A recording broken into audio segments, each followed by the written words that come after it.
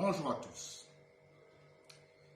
Je suis Privat Ngomo, Kamit du Gabon, responsable général du mouvement New Power, qui est associatif, politique et international, et qui se définit comme foncièrement souverainiste, ouvertement anti-France-africain et fondamentalement néo-panafricaniste. Dans le cadre de cette campagne du vote solidariste qui veut s'inviter au débat présidentiel dans le cadre de la campagne de l'élection présidentielle qui doit conduire à l'élection du prochain président de France, dans le cadre, je disais, de cette campagne du vote solidariste, je souhaite préciser, expliciter quelques éléments de langage. Car la France a attribué des termes dans la relation qu'elle a instituée d'autorité avec l'Afrique au sortir de la colonisation. Et nous mettons sortir entre guillemets pour vous en douter. La France de Gaulle parle des accords secrets de coopération. Car jusqu'aujourd'hui, ces accords ne font pas l'objet d'une véritable communication politique, ni en Afrique, ni en France. Ils sont gardés secrets. Pourquoi ce secret? Pourquoi cette suspicion? Nous sommes en droit aujourd'hui de nous poser la question. C'est tout à fait normal. Mais je vais revenir sur les termes. De Gaulle parle de coopération. Mais à la lecture des clauses de ces accords, que nous avons eu le privilège de lire, bien qu'ils soient cachés au grand public, à la lecture de ces clauses, on voit tout simplement que De Gaulle a réussi savamment à faire muer la colonisation à laquelle il était tant attaché en coopération. Ce n'est donc pas de coopération dont il s'agit en réalité, mais plutôt de néocolonisation. C'est la raison pour laquelle nous ne parlerons pas au cours de cette campagne des accords secrets de coopération ou des accords de coopération. Nous utiliserons le terme plus approprié des accords secrets néocoloniaux, car nos États restent des néocolonies attachés à des textes qui ont été conçus et rédigés par la France toute seule au service et au bénéfice exclusif de la puissance impérialiste française.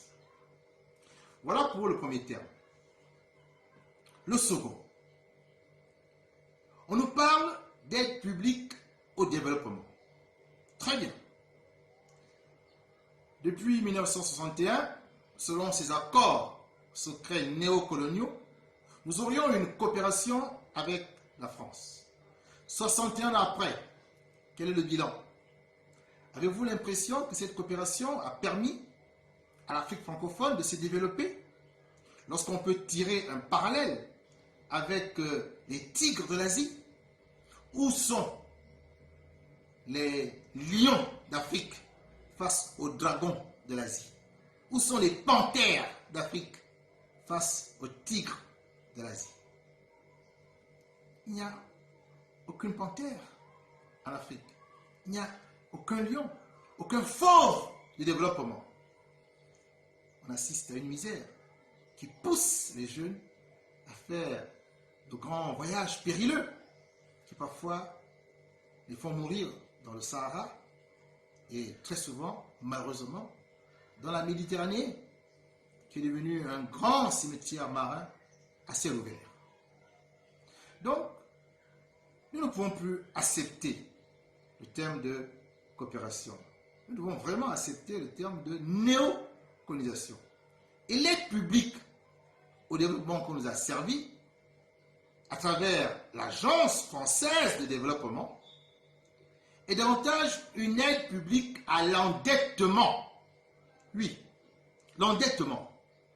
Car si nous ne sommes pas développés, du point de vue des infrastructures, nous entendons, il est évident que nos États se sont endettés dans le cadre de la dette bilatérale que nous avons contractée avec la France via son agence, l'Agence française de développement, que nous avons renommée l'Agence française d'endettement. Car il y a bien une dette que la génération africaine, maintenant et future, devra payer. Mais avant que nous la payions, cette dette, il est temps que nous fassions le bilan.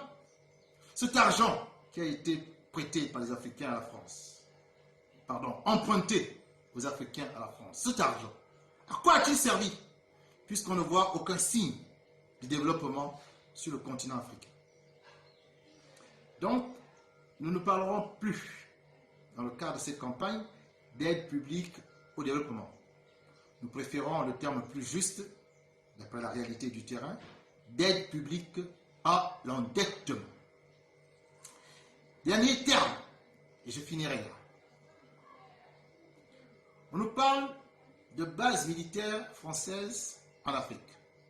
Et souvent, le terme plus convenu, bien qu'il soit un euphémisme, est celui d'éléments français au Gabon.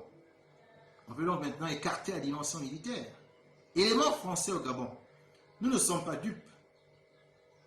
Cette forme plus subtile ne peut pas nous empêcher de savoir qu'il s'agit de bases militaires françaises d'occupation en Afrique. Occupation des terres. Car à travers cette force militaire, à travers cette puissance guerrière, la France assure le contrôle et la maîtrise de nos terres et donc l'accès à nos matières premières, à nos ressources naturelles qui regorgent de produits hautement stratégiques indispensables à l'industrie française, particulièrement l'industrie d'armes. Et nous pensons naturellement à l'uranium, qui fait de la France une des puissances nucléaires de ce monde. La révision de ces termes suppose, dans notre entendement, que nous devons parachever l'action en revisant le cadre conceptuel et juridique qui leur donne tout ce sens-là. Nous entendons, vous l'avez compris, revoir les accords secrets néocoloniaux. En réalité, les abroger afin de passer à une nouvelle étape de la vie entre la France et l'Afrique, s'agissant des nouveaux rapports à établir. Des rapports qui doivent se faire non plus entre un pays de 65 millions d'habitants et un sous-continent, mais entre un pays et les pays africains, ou un continent, le continent africain, et une partie du continent asiatique que l'on appelle l'Europe. Voilà la nouvelle donne. Voilà le nouveau paradigme dans lequel la nouvelle génération africaine s'inscrit. Et elle souhaite le faire dans la paix et dans le respect mutuel des Français et des Africains. Rejoignez le vote solidariste. Orientons nos voix pour changer la donne.